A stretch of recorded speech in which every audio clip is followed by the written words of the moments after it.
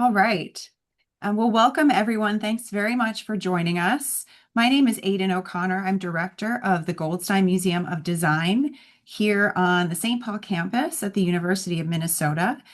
If you're joining us for the first time, we are part of the College of Design here, and we welcome you to come and see our current exhibition, of which this program is a part. Our current exhibition is titled Illusive Objects, and it's on view through July 2nd in the Goldstein Gallery, which is here in McNeil Hall. Our gallery is always free and open to the public, and we'd love you to come see what we have on view. This is a collection-based exhibition where GMD curator Jean McFarlane and I organized a gathering of unexpected neighbors, objects that explore the pleasures and pitfalls of illusion. And we have a lot of different themes in this exhibition, including imitative materials, historicism, revival styles, tricks of the eye, trompe l'oeil. But we don't present in depth on the history of camouflage. And so we really were excited to connect with our speaker today, Charles McFarlane, to take us into more detail in this area. I'm so thrilled to welcome you, Charles, today to share with our museum audience here in Minnesota or wherever you're joining from. I'll introduce Charles in a moment, but if we could go just to the next slide. Sure. Oh, there we go. Excellent. This is part of our programming in conjunction with the exhibition. We had a faculty presentation last week, and we often do have our events in person or hybrid so that we can welcome people into the gallery, but we couldn't miss this opportunity to connect with Charles, who's joining us from New York. If you are here in the Twin Cities, I do want to welcome you to join us for other upcoming events. Jean and I will have coffee with folks who want to discuss some of the themes or objects in the exhibition in the adjoining lounge space. And then coming up on June 2nd, and this is hybrid, so you can join from anywhere, we'll have a look at wallpaper, the history, design, and development of wallpaper with Amy Lagos, who's co-founder of the local company Higgy & West. And then on June 20th, in partnership with Docomomo, the Minnesota chapter of Docomomo, we're hosting independent curator Eric Vogel speaking about lost or unrealized Frank Lloyd Wright designs for chairs and their fabrication. I'm very grateful to the College of Design, to our Goldstein Museum of Design members and donors, in addition to Minnesota State Arts Board. All of this support helps keep our exhibitions and these programs free. So with that, I will present to you Charles. Charles McFarlane is a fashion historian and researcher. He's focused on military uniforms and popular fashion. His writing has appeared in the New York Times, GQ.com, and the Baffler. He also writes the newsletter Combat Threads, and I know he's going to share that information with you. He holds a master's in costume studies from New York University and a bachelor's in historical studies from Bard. And as Charles prepares to start here, I'll just let you know we will be having a Q&A after his talk, which will go a little more than 20 minutes. And so if you have questions, you can drop them in the Q&A section of the Zoom here. If you don't see a Q&A icon at the bottom toolbar of your screen, hit that more, the ... and it should be an option in there. And I will keep an eye on that, and we will have a little chat after Charles presents. Great. Thank you so much. Great. Yeah. Hi, everybody. So yeah, I just said this, but before I kind of get started, I really just want to, thank the Goldstein Museum for kind of inviting me to take part in this, and Aidan also for kind of arranging everything and kind of reaching out.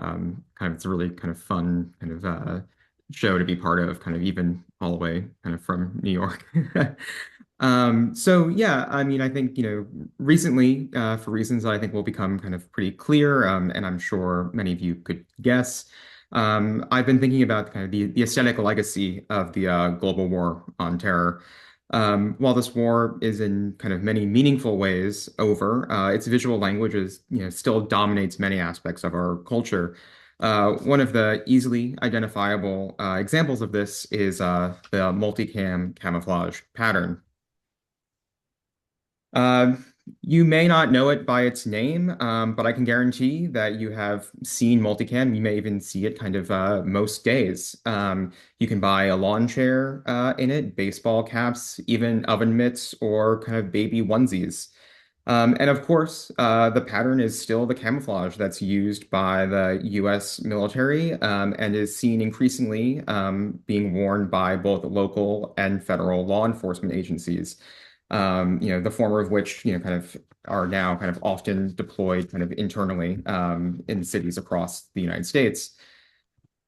But kind of, before it was, on lawn chairs, multicam kind of, which again kind of is now really kind of, even beyond just the United States, ubiquitous around the world, seen in nearly every conflict zone, worn by nearly every nation in some capacity.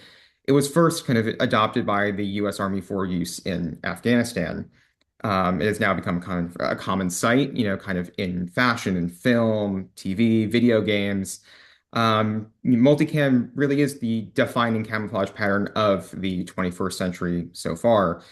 And kind of as such is used as much to blend in as it is to stand out. So how is it possible that this one pattern came to be worn by kind of celebrities, special forces operators, police officers, streetwear kids from kind of the streets of New York City to the battlefields of Ukraine? So hopefully kind of over the next few slides, we're going to start to kind of unpack that story. But kind of going back kind of to the origin point of multicam, multicam is the kind of the really the premier product of Crye Precision, a design firm that's based about a mile from where I'm sitting now in the Brooklyn Navy Yard. Today, Crye has a sprawling 100,000 square foot office with an estimated 250 employees.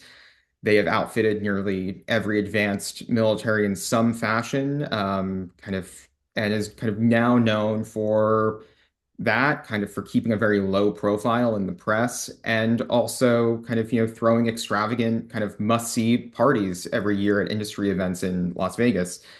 But in 2002, they were just a handful of graduates from the kind of prestigious Cooper Union Design College in Manhattan, looking to break into the military design world and taking on R&D projects from the Department of Defense.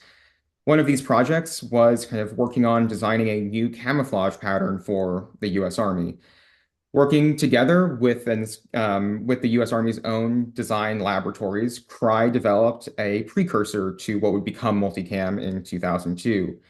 While the design, known as Scorpion at the time, was not selected by the Army, Crye continued to work on the pattern, tweaking it, refining it, and often was seen alongside other equipment that Crye was working on. And, most importantly, they trademarked the pattern and named it multicam. Early on, kind of before kind of they started to keep a little bit more of a lower profile, Crye was a bit of a darling kind of in design media. New York Magazine put them on their list of reasons to love New York. The founders did Q&As at FIT. A bolt of multicam was even placed in MoMA's permanent collection.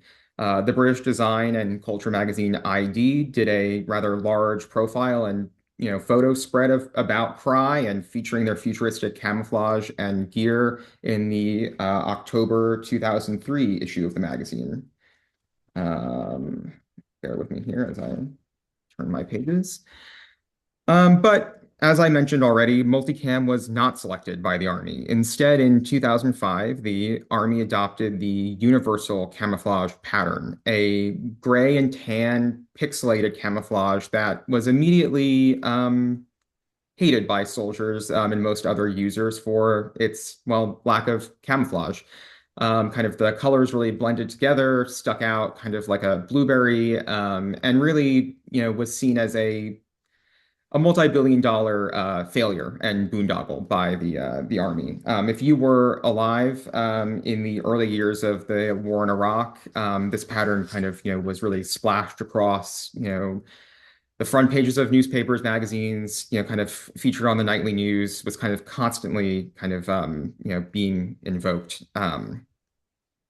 But kind of Crye continued to work on other equipment and gear, and through kind of this other side of their business, Pride developed a relationship with some of the most kind of elite and secretive units in the US military, notably Delta Force and to a lesser extent, or I guess should I say the less secret extent, the Army's Ranger Regiment.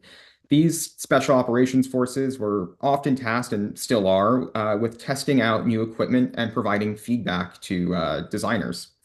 Uh, these units also, kind of importantly, have their own discretionary budget that they are able to use basically to buy whatever gear and equipment, uniforms that they want, and are also not held to the same rigid rules that kind of the rest of the conventional army are. So really, as early as 2006, you see many of these operators buying uniforms made from Pry's multicam pattern, as you can kind of see here in the picture, especially those on the right.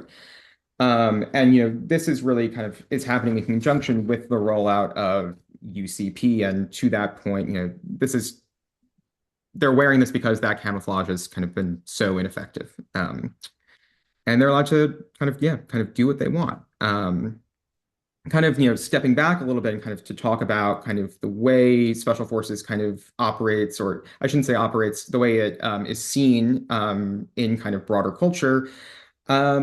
These are often seen as the tastemakers in military culture. While in the early 2000s, before social media, it would be hard to find photographs of actual special forces operators in the field. What they wore and used on the battlefield was considered the best. Kind of simply, if it was used and tested by the likes of Delta Force or Navy SEALs, it was kind of considered, the best of the best. Today, right, I think many of us are, we are inundated with products from protein powder to rifle optics to podcasts to training regimens that are sold solely based on their connection to kind of special forces, right? Kind of tactical, the super, kind of, yeah, like kind of, this kind of world has become very present, and especially in a lot of things marketed towards men. In many ways, this kind of started with multicam. Also, kind of these units are kind of, they work very closely with other nations' militaries, right? So very early on, other countries are being exposed to multicam kind of through these advising projects or through kind of, again, just kind of joint exercises. So it's quickly spreading kind of around the world. While special forces were adopting multicam mostly in secret, in the fashion world, it was making a kind of much more prominent splash. After the early design coverage in the likes of ID, the pattern was adopted by kind of the worlds of streetwear and menswear, both kind of, really exploding segments of the kind of fashion industry in the early 2000s. Kind of, Supreme, the godfather of streetwear and often an eagle-eyed observer of camouflage patterns still today, used multicam in 2006 on a variety of pieces in their spring collection, like this camp hat here. Again, so this is kind of, quite literally happening simultaneously to kind of the adoption of multicam by kind of these much more, kind of these elite special forces units. A few years later, the kind of, very gonzo menswear designer Mark McNary was using multicam kind of repeatedly, season after season, making things, kind of as varied as, overalls to dress shoes, made from the pattern. It got to the point where kind of in the mid 2000s, mid 2010s, you really could get, kind of anything made from multicam. You could really find it anywhere, something from, handmade Japanese umbrellas to a pair of jeans in a multicam denim, or even kind of a tailored suit. So again, kind of, not so much in the tactical space as it is in the kind of design and menswear space. And it wasn't just kind of in fashion.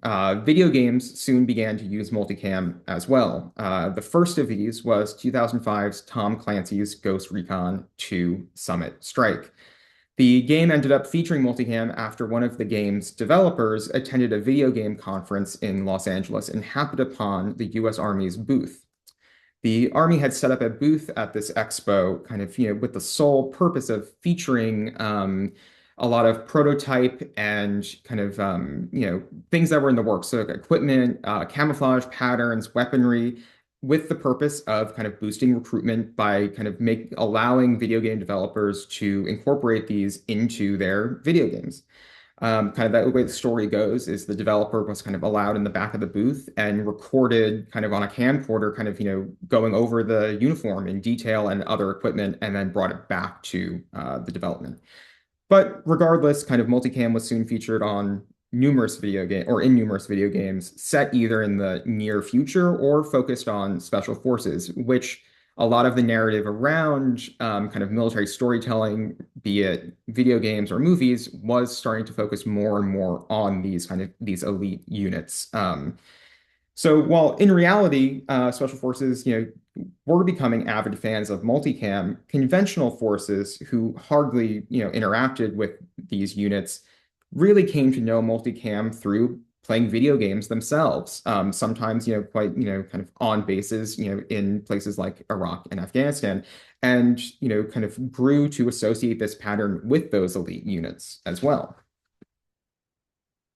Films too, started to use multicam around the same time. The first film that featured multicam was 2007's Transformers.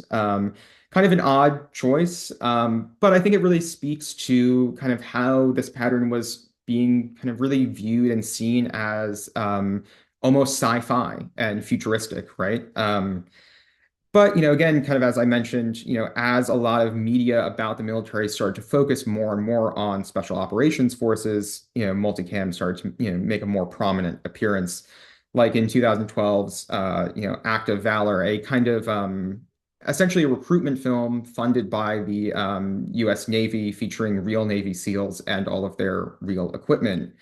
But, soon this would be kind of everywhere. So, kind of, in the conventional forces, after 6 years of using this gray pixelated camouflage UCP, the U.S. Army finally started to adopt multicam for all troops, first only going to Afghanistan, and then expanded it and made it permanent in 2015. I think it's important to note here that this is not quite multicam. I mean, for all intents and purposes, this is multicam. There is a slight difference. This is a kind of a U.S. Army version, not so they didn't have to pay a licensing fee, but that's kind of a whole conversation for another presentation, the kind of internal, machinations of that. So going forward, when I talk about multicam, I'm not just talking about kind of the strict licensed multicam product, but a kind of a countless number of both licensed variations and also countless knockoffs that are made kind of all over the world and used all over the world. So kind of, as the US Army was gearing up in multicam in 2010 to 2015, other government agencies back home began to pick up on multicam as well. Internationally, as I kind of just mentioned, multicam completely took over. Again, I think something that is very unique to this pattern is that this happened not just, say, in NATO countries or countries that were aligned with the United States, but really across the political spectrum and across the world. This is mostly, kind of spurred on by the rise in profile of U.S. Special Operations Forces in media, including video games, movies, and actual Special Forces units getting more and more sunlight in the press, mostly kind of as an antidote to a lot of negative news coming out of the global war on terror. These were stories of special operations forces were usually kind of an easy narrative to sell, and something that was much more, really provided a beginning, middle, and end that usually ended well, unlike kind of the broader wars that, were really starting to go in, starting to lose focus and becoming less and less popular back home. So multicam really became the camouflage pattern to have. Forces as diverse as the Ukrainian and French militaries, along with the Russian and Chinese militaries, adopted versions of the pattern. And also non-state actors as well, like anti-junta rebels in Myanmar or even Taliban forces in Afghanistan began to adopt the pattern along with other hallmarks of American Special Forces kit, like high-cut helmets, modular plate carriers, and low-profile trail running shoes. Back home, the multicam trend was really in full swing. As early as 2011, federal law enforcement agencies were procuring multicam fatigues for their tactical units, such as the FBI's Hostage Rescue Team or the Border Patrol's Tactical Unit, or BORTAC, a unit that today is at the center of a lot of the violence that we've seen kind of across the United States during the immigration crackdowns. Local SWAT also started dressing in multicam as early as 2011, which went along with a lot of other military gear that was coming out of different DoD programs that allowed local law enforcement to, kind of receive things like MRAPs, or kind of, mine-resistant vehicles that were first used in Afghanistan and are now kind of seen across many local police departments. But really, this kind of went unnoticed, really, until the summer of 2020, when the proliferation of multicam being worn by these different agencies really was kind of commented on for the first time during the Black Lives Matter protests. Um, while the federal agents' kind of, actions, kind of while deployed to American cities were kind of, comparable to many local police departments, the uniforms really informed much of the news coverage. The use of camouflage by federal police led to confusion of who exactly, were these people. Again, like a lot of explainers from the time, were trying to parse the difference between these different groups that, were all of a sudden being seen kind of, in places like Portland, like Washington, D.C., for example. Were they National Guardsmen? Were they militia members? Were they local or federal law enforcement? Everyone started to really look the same. And this was kind of not helped by the Velcro patches that are often subdued or even removed, right? So it kind of really led to a lot of, confusion. Again, also, this visual identity, was started to be picked up by extremist groups like the Oath Keepers and the Three Percenters, who used kind of the military bearing and camouflage to recruit and intimidate. It has gotten to the point that we're still at today, where the military has become kind of indistinguishable from armed extremists and other police. In the years following the 2020 protests, small efforts were made to curb the use of military fatigues by federal law enforcement, but this kind of went nowhere. But meanwhile, multicam kind of remained a force in the fashion world as well. Likely the high point of multicam's mainstream fashion appeal came in 2020 when Drake and Virgil Abloh were photographed wearing the same Arc'teryx leaf multicam jacket at New York Fashion Week. And Supreme returned to multicam in 2022 with a collaboration with the North Face. And then brands like Kilo that blur the line between tactical gear and streetwear often use multicam in their designs, appealing to both the fashionable and tactical kind of audience.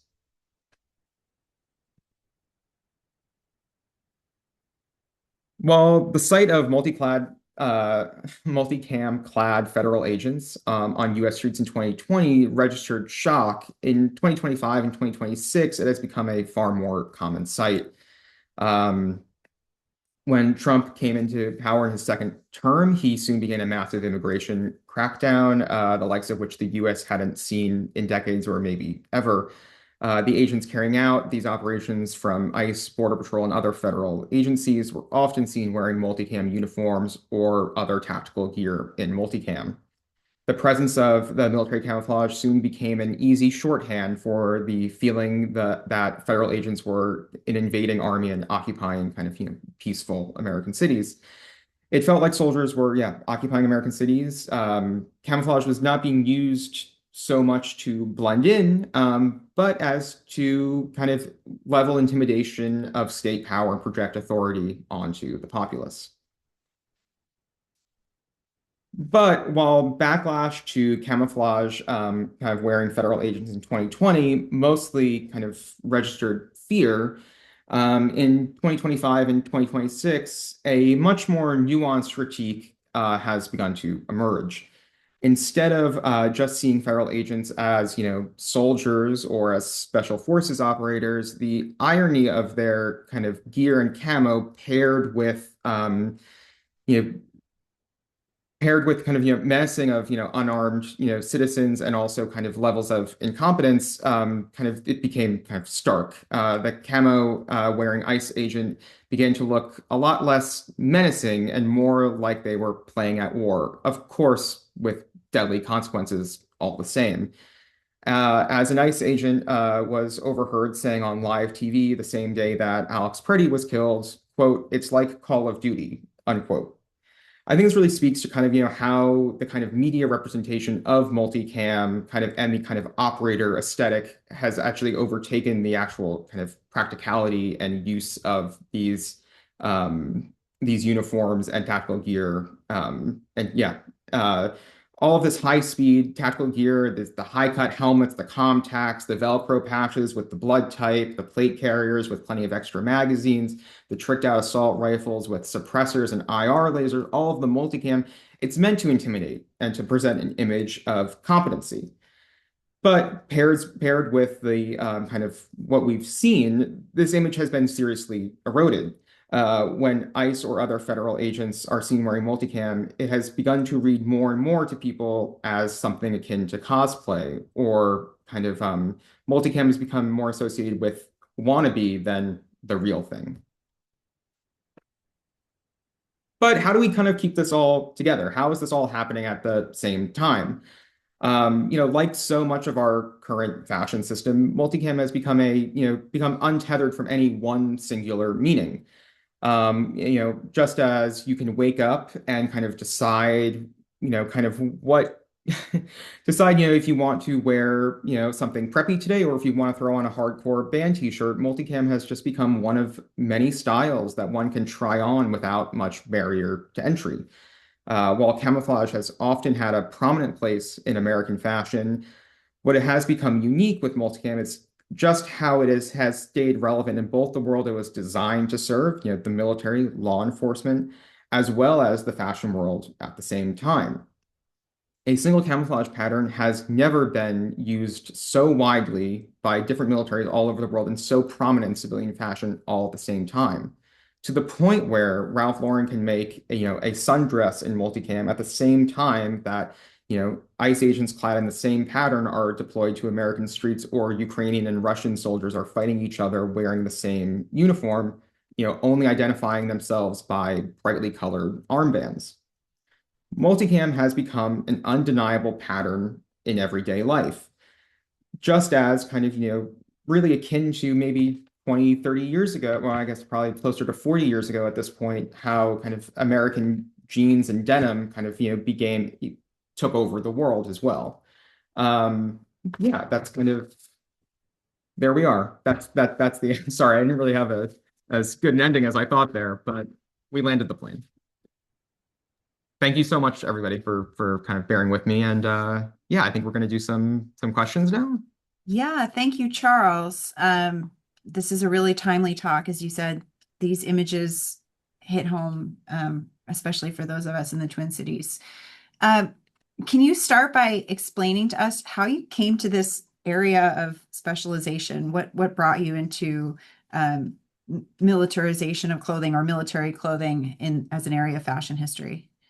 Sure. I mean, yeah, this is definitely a question that is asked a lot, and I should probably have a kind of a kind of a better answer. But I mean, I think simply, I was I was always really attracted to kind of military history and things like that, and kind of when I was doing my undergrad, and I was looking around for sorry when I was looking around for kind of what I would do my undergrad thesis on, I started to really try to think about kind of how military uniforms kind of entered popular fashion mostly after World War II, and that kind of was my origin point. And then kind of going forward a little bit, I really I think something that is often downplayed by the military is kind of the aesthetic value and fashion sense of their uniform, right? They're trying to present an image as we only care about kind of the utility, right? But of course, there's always kind of style decisions being made, and trying to really see the military as as a organization, that basically has, peers like, like other militaries, and they're all communicating as far as how they're dressed, and also that there's a fashion system at play, and that the soldier is a consumer of fashion, right? And kind of seeing the soldier as consumer as fat, that's kind of been a lot of my like kind of my leading has led a lot of my research. Not the best answer, but there you go. Yeah. We have a question, maybe contextualizing this outside of multicam specifically, but Sure. like kind of reaching back further into textile history. So the question is about like just camo broadly in textiles. When does that appear, and is it only for military use, or when does it diverge? Mhm. Yeah, I mean, I think there's obviously this is a story of technology as well, right? Again, like when we're thinking about printed camouflage, like there's always been some level of like from hunters to kind of to warriors or whatever, like trying to hide, right, for different times. But when we kind of get to the modern idea of what we think of when we think of camouflage, that's also a product of printing technology, right? So like kind of the development of like screen printing and also roller printing, like those are two big, kind of you know, two big things that kind of happen with camouflage. To that point, World War One, you start to see the beginnings of camouflage, mostly kind of hand painted onto uniforms. During World War II, you start to see more kind of roller printed camouflage used by both Americans and also kind of by Nazi Germany. And then it's really in the 1960s that kind of camouflage really explodes. And that becomes kind of a much more of, by the 80s, most militaries around the world are using some form of camouflage patterned, uniform. But before that, really, yeah, it was mostly, you're using solid colors still to camouflage, right? You're wearing darker colors. But yeah, it's really kind of the 1970s, 1980s when camouflage goes fully mainstream in the military. Now, kind of to the non-military side of that answer, right?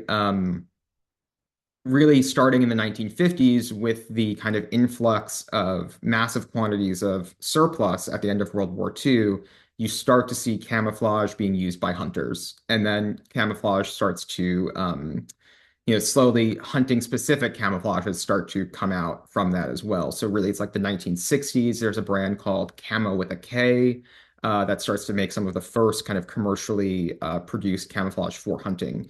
And then today, right, we have brands like Realtree Camo, that again is probably very familiar to most people. It's kind of like it looks kind of like a photorealistic tree. And that's a hunting specific camouflage that has, does not have its origin point in the military. And it's kind of unique in that way, right? But there's a whole bunch of those. But yeah, I mean, multicam was designed, kind of with the military in mind from the beginning.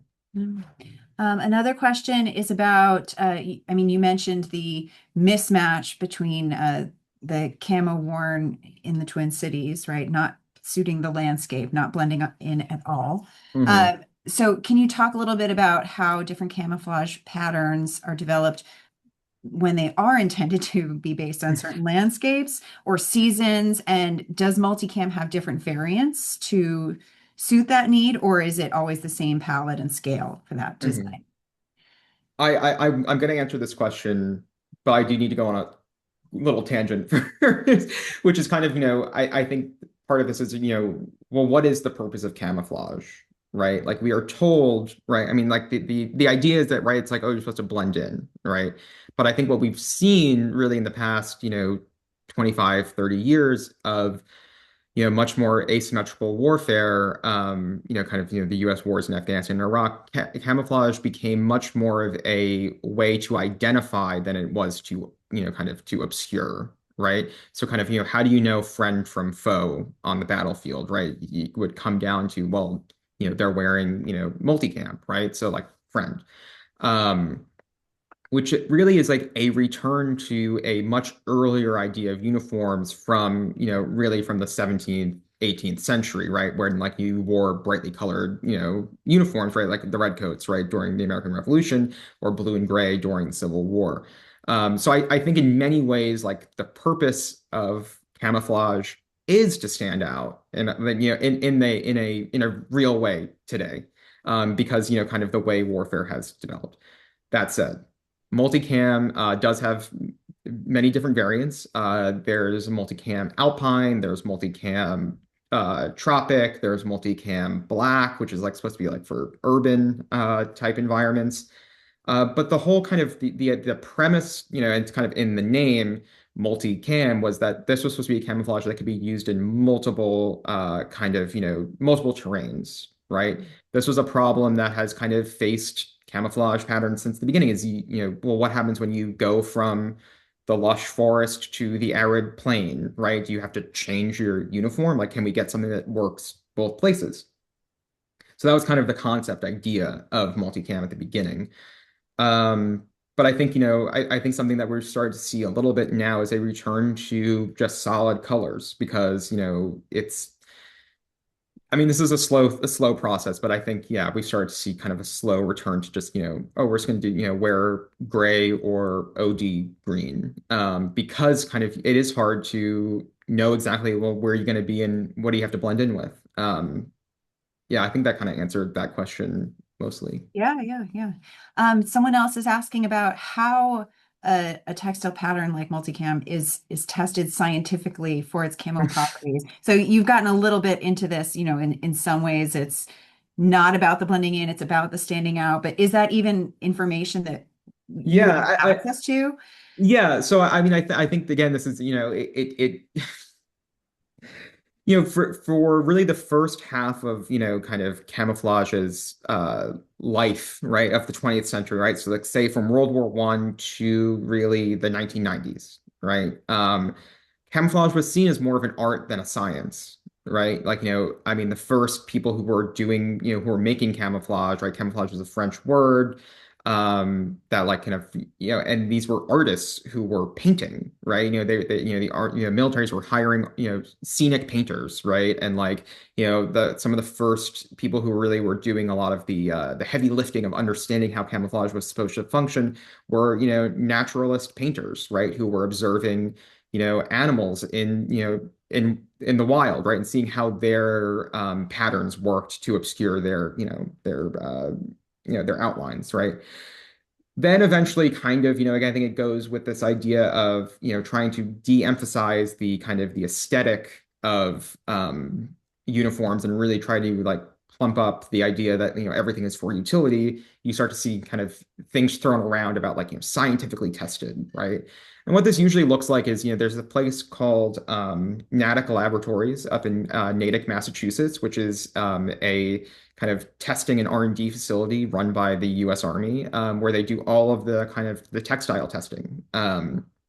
So they're going to be putting multicam side by side with other patterns and doing night vision tests and putting them into and testing people's eyes on it and kind of all of that. But again, this is really loose. This is like pretty like at the end of the day, multicam was not selected in 2005 not because it tested poorly, but because people didn't like it because they wanted to go in a different aesthetic direction. And then in 2010, they wanted to go in a different direction, right? And so again, yeah, it's like I caution sometimes the kind of the scientific testing versus, it all comes down to kind of, do you want this now or not? And do you like it? And what story you're trying to tell, right? I think it's very important that like 2010 is the time that multicam is adopted by the U.S. Army at a time when Obama, is in the middle of the surge in Afghanistan, is really selling Afghanistan during his campaign and also, his first few years in office as Afghanistan is the good war. Iraq is the war that we got into by mistake, and we're going to wind down Iraq and we're going to, kind of focus on the war we were always supposed to be focusing on, right? Like that's kind of the way it was talked about. And, I think maybe we need a new pattern for, for this kind of this rebrand essentially of the war in Afghanistan. No one's saying that, explicitly, right? But that is happening all at the same time. Mhm. And so as that's happening, and we have these years now intervening with, as you said, this spread around the world, Mhm. um, do we know what the Cry designers think of this? I mean, are they disillusioned? Are they? I mean, you mentioned there's also the unlicensed, widespread unlicensed usage. But even aside from that, assuming that multicam presents as multicam, whether it's the license or the trademarked version or not, Mhm. is there public comment on that? Is there any response, or are they just focusing on that product development and the sales? Yeah, so I mean, this goes into kind of a little bit, I mentioned before, right, that like the US Army's version of multicam is not, it's not licensed multicam.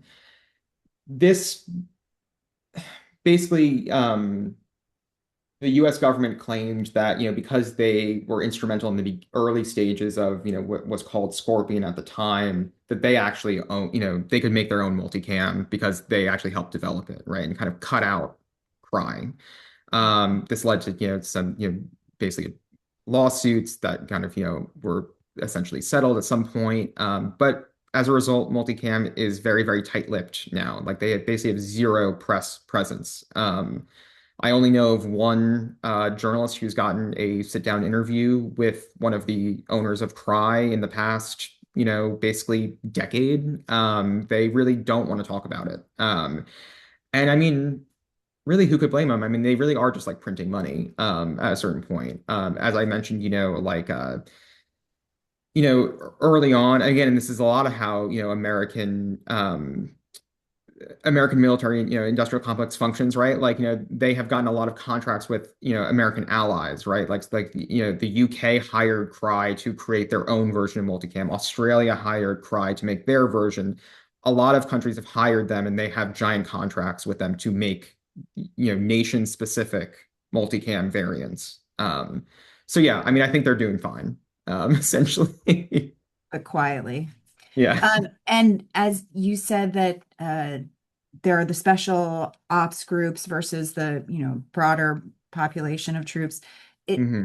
it sometimes you hear about one person's asking that there's tension or jealousy, or how does that work um, when the pattern adoption is not uniform?